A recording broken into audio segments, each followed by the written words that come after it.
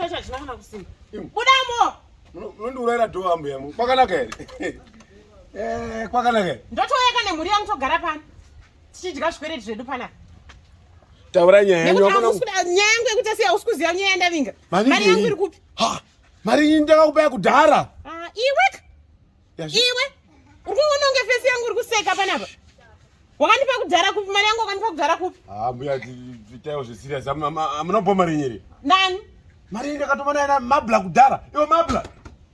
Mabla. Mukoma. Munoona mufana wiso. Uya pana. Ukaramba uchinyera usikwazi kuitika pana. Mbuya unozera.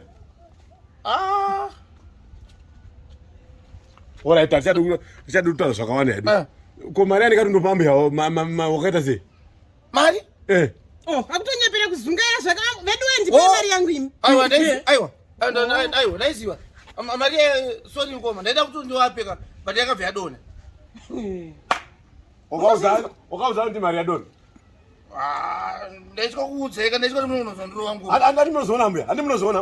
Kuona chicha ndinoona ndikuda mari yangu pano. Zvekuti mari yangu yakaenda nekupi kana chakaenda nekupi. Waipa munhu wekupa mari yei wakamutarisa ungape mari munhu akadai. Munhu mushina anopuwa mari yei. Mabba usada kundikisa brina ndizvo. Hatidi wanozoti gonyera tasvina uri waritsikirire. Usada kukwidza gonyera rangu. Moita zvekutamba neni. Handi mari iripi? Moita zvekutamba neni. Mundipai mari yangu. Mari yakadona mukoma. Mari yakadona. Saka wakadiunduza hati mari yadona? Ndaingotya. Unaambia saka mari Ari matoudzwa. Saka todini inini upenyu hwangu ndongopambara. Zvino maiteretere. Ndoshandira ini manje. Ndoshandira ini. Mabla.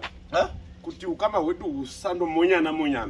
Kupava mari mbuya mari yavo. Asi kuda kuseka newa ndizvo.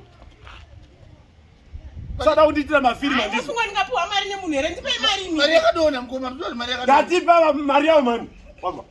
Ai mukoma. Mukuvadza munhu kuti anoyacha itorepa.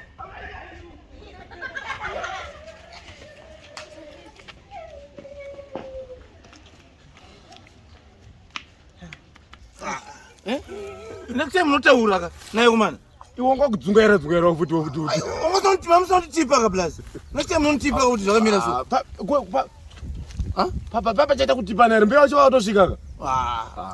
Mamba macho mama kuti ekungovhurira. Because hapana patoshata. Unoenda tokavha gepi ka. Unoenda kavha gepi. Apa towandiseva mfano. Aiwa hapana kumbodaiwa. Ipapo zvisika. Sara nguta toshata manje ipapo. Sara nguta shata. Next time wakutoti munhu weitsotsi. Aiwa ka.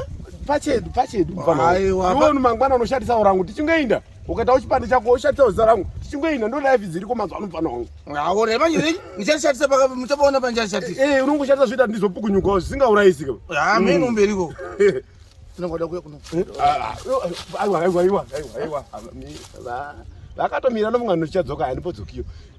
Mbuya ava havana kwana vanokwanisa kuswera vakagarawo futi mbuya pateni papa. Hata pia chinozviita. Ndinokuita ka. Asi wandiseva mfana wangu. Dewasvika wakasipo ndaipedza sepo. Because mbeya vacho vane dzungu ka vaya. Ngapemekiwa pa. Pemekiwa. Asaka imi muendeko. Andini